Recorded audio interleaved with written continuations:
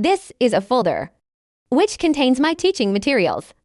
Managing files like this, and manage them as Lesson 1, Lesson 2, which is inefficient. So I hope to have a more visual way to manage my files. So I developed MapFinder. It is an app that converts folders into a canvas view. With these files, we can use preview images and so on in a clearer way.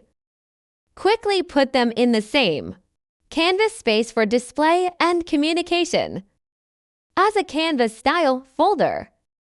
Every picture here and each file can be freely placed. You can also use tools to establish reasonable logical connections between them and add and adjust text notes.